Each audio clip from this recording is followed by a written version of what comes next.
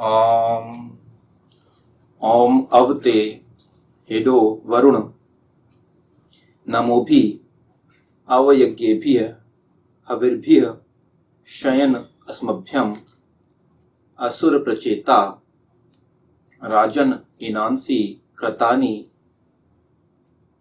शीर्षथ। दूर करते हैं हम तुम्हारा अपमान तिरस्कार सत्कारों अन्नों वज्रों द्वारा हे वर्ण की जाने योग्य। दूर करते हैं यज्ञों द्वारा हवियों द्वारा हमारे लिए निवास करते हुए प्राणवान प्रकट चेतना देने वाले भली भांति सचेत करने वाले राजनायक किए गए पापों को शिथिल करो। यह ऋग्वेद के प्रथम मंडल के 24वें सूक्त का ये 14वां मंत्र लिया गया है। अभी यहाँ पे बात अब क्या आई है, यहाँ पे बात यह है कि जो आपके कर्म होते हैं, आपका जो ऐसा कर्म है जो कि सही नहीं है, तो ऑब्वियसली वो पाप बन जाता है। तो पूरा जो कंसेप्ट है हमारा, पूरा कंसेप्ट हमारा कर्म प्रधान कंसेप्ट है। पूरा जो वेद है या पूरा जो हिंदू धर्म की जो सिद्धांत है वो कर्मों पे ही सेट है। उसमें ये सब चीजें नहीं आती कि हमारी मान्यताएं क्या है। पूरा खेल है कर्मों का। मान्यताएं आप कुछ भी करो, लेकिन आपके कर्म अगर सही है तो आप उसका भली भांति आप सही तरीके से अच्छा जीवन जी पाएंगे।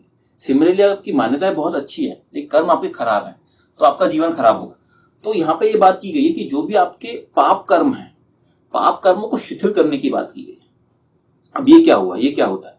होता यही है कि हम कई बार जाने अनजाने में कुछ ऐसा काम कर जाएंगे जो कि शायद वो पाप है, जो कि वेद के हिसाब से शायद सही नहीं है, या समहाउ वो पाप कर्म हो गया। तो उसको होता यही है कि ये जो कर्म है आपके, ये कर्म का हिसाब हमेशा कोई एक चीज जो कि इस पूरी तरह कांस्टेंट है वो आपके कर्म है।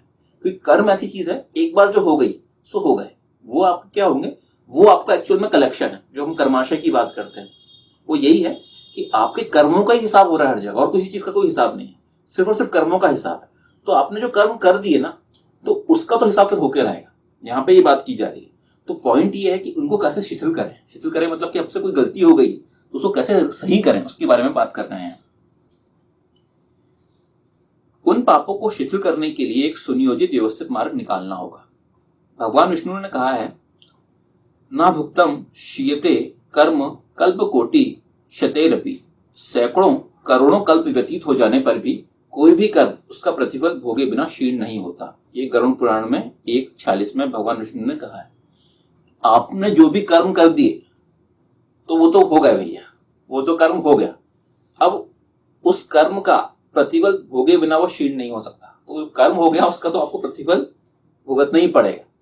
तो ये चीज के लिए अगर हम एग्जाम्पल देखें, हम जो कि मैंने पहले भी शायद एग्जाम्पल लिया हुआ था कि जब भगवान, शायद नहीं लिया था, भगवान जो राम थे, भगवान राम ने जब बाली को मारे थे, तो बाली को उन्होंने जब मारे थे, क्योंकि ऑब्वियसली बाली बहुत स्ट्रांग था, तो बाली को भगवान राम ने उससे पीछे से मारे थे। और मारने के बाद बाली बोला था कि मेरे साथ ऐसा क्यों किया गया, ऐसा क्यों हुआ, और मैंने क्या गलती किया था। तो भगवान राम ने जो भी बताया, तुम अधर्म का साथ दिया, जो भी दिया था, ऐसा बता के भगवान राम ने वहां पे वो बात कर दी। अब भगवान राम ने वो कर्म किए थे, अब वो जो चीज है वो चीज रिपीट होके आई है कहाँ पे, द्वापर युग में। द्वापर युग में कैसे आई है, जब भगवान कृष्ण थे, तो भगवान कृष्ण जब अपना पूरा महाभारत कंप्लीट हो गया, सब कुछ हो गया था, तो भगवान कृष्ण वहां पे एक वन में एक पेड़ के नीचे आराम कर रहे थे।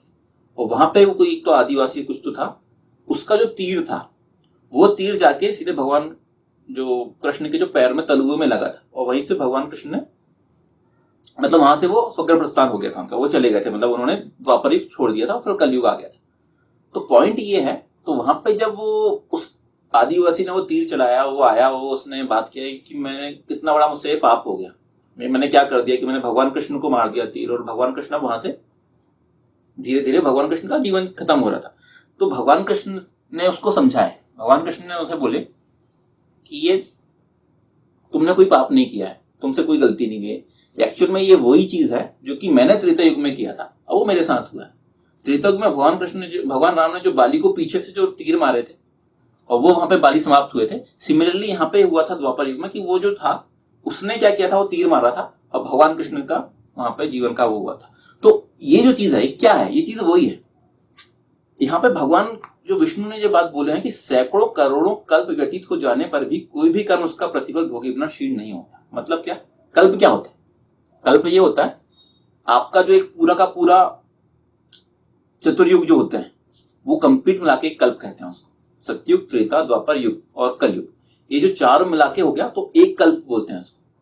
ये कंप्लीट जो एक टर्म हो जाएगा तो उसको कल्प बोलते हैं। तो ये बोला यहाँ पे, ये बोले भगवान विष्णु ने कि सैकड़ों कल्प व्यतीत हो जाने पर भी कोई भी कर्म उसका प्रतिफल भोगे बिना नहीं रह सकता। मतलब आप इस जन्म में भी अगर कोई भी कर्म कर दिए जो कि गलत है तो उसका प्रतिफल अगर आप यहाँ पे नहीं भोग पा रहे हैं तो कभी ना कभी तो आपको भोगना ही पड़ेगा। ये घूम फिर के आएगा। ये जो कंसेप्ट है हमारा, जो आज की डेट में आप देखेंगे दुनिया जो है उसमें, आप अगर हॉलीवुड की मूवीज वगैरह देखेंगे तो उसमें एक कंसेप्ट आता है जिसमें वो बात करते हैं मल्टीवर्स की। अब मल्टीवर्स क्या होता है? मल्टीवर्स ये है कि ये जो चीज है आपकी जो दुनिया है ये तो है, इसके साथ साथ और भी पैरेलल यूनिवर्स है। तो हमारे जो वेद है, हमारे वेद में जो हमारे सातों जो आकाश बोलते हैं जिन्हें हम, या सात जो हम बोलते हैं कि लोक बोलते हैं, सातों लोक बोलते हैं, भू भुवा स्वा, जो वो पूरा कंसेप्ट जो है वो मल्टीवर्स का ही है।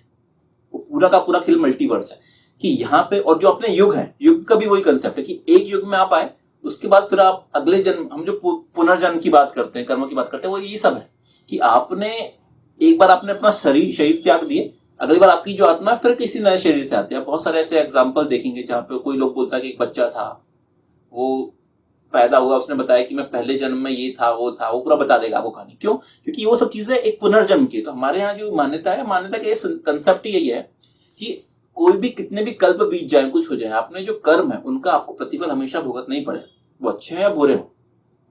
भगवान कृष्ण ने भी यही बोला, कर्मण्यवाद कर। भगवान कृष्ण ने कर्म को लेकर बहुत ज्यादा गीता में क्लियरली बताया है। तो हमें वो सब चीजें पढ़ने की आवश्यकता है, उनको समझने की आवश्यकता है। एक्चुअल में है क्या वो है यही सब चीजें कि आपके जो कर्म है उनको सही रखना आवश्यक है। अगर वो कर्म हो गया तो उनको क्षीण करने के लिए क्या होगा, आपको फिर कर्म को ही सही कर्म करना पड़ेगा। होता ही है, यहाँ पे वही बात की जाएगी आगे कि इस हेतु निरंतर प्रयास करने की आवश्यकता है कि उन पाप कर्मों के परिणामों को कैसे क्षीण किया जाए।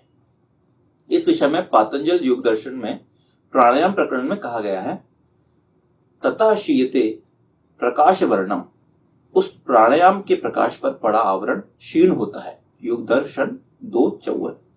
इस सूत्र का व्याख्यान श्री हरिकृष्ण दास गोयनका ने इस प्रकार किया है, जैसे जैसे मनुष्य प्राणायाम का अभ्यास करता है वैसे ही वैसे उसके संचित कर्म, संस्कार और अविद्यादि क्लेश दुर्बल होते चले जाते हैं।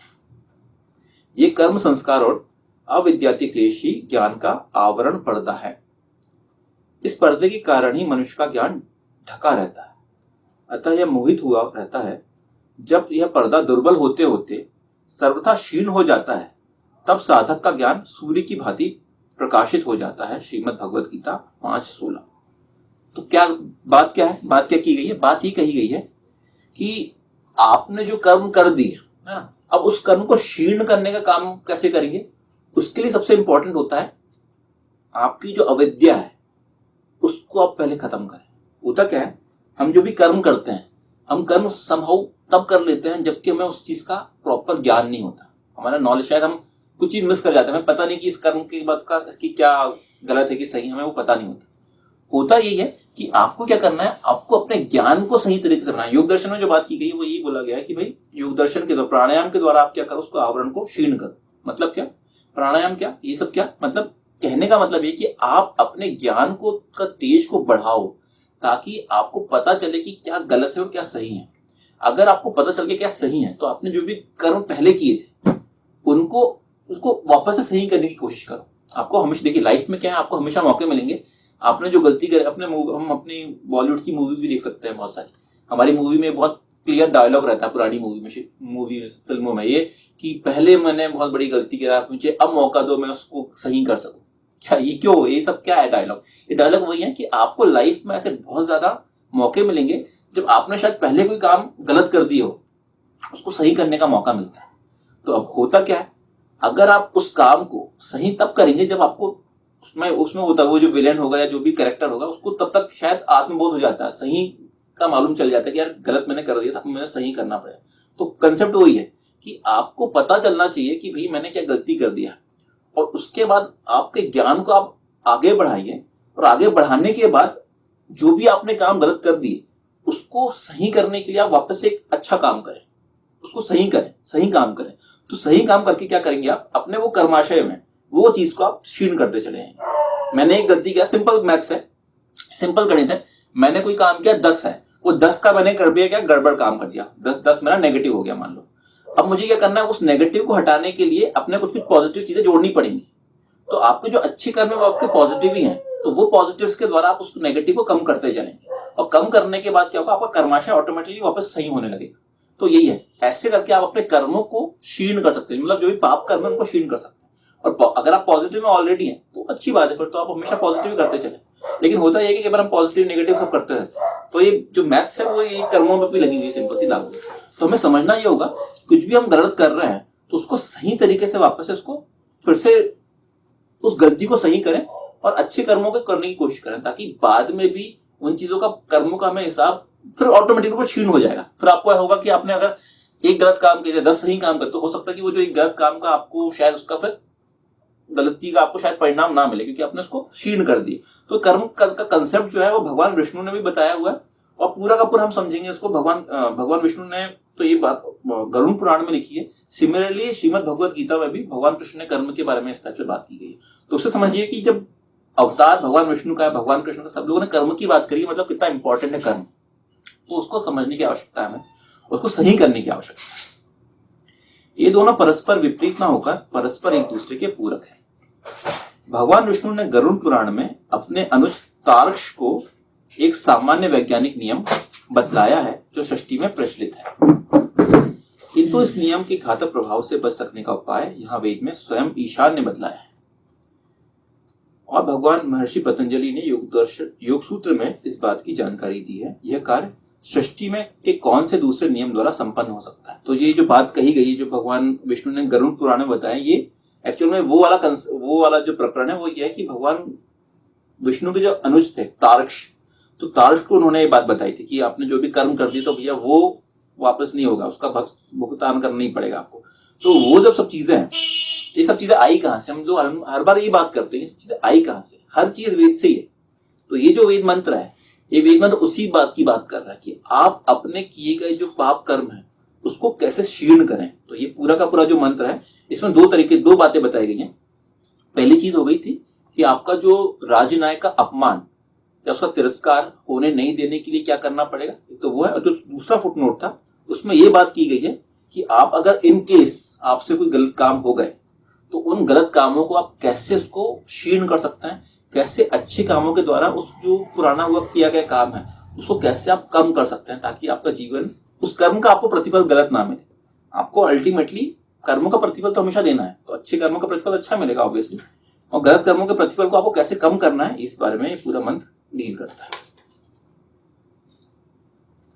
दूर करते हैं हम तुम्हारा अपमान, तिरस्कार, सत्कारों, अन्नों, वज्रों द्वारा हे वरण किए जाने योग्य। दूर करते हैं यज्ञों द्वारा, हव्यों द्वारा हमारे लिए निवास करते हुए हे प्राणवान। प्रकृष्ट चेतना देने वाले, भली भांति सचेत करने वाले राजनायक, किए गए पापों को शिथिल करो। ओम अवईमहे ते एडः वरुणः नमोभि अवयज्ञेभ्यः हविर्भ्यः शयन अस्मभ्यम असुर प्रचेता राजन एनांसी कृतानि शीर्षथा। ओम।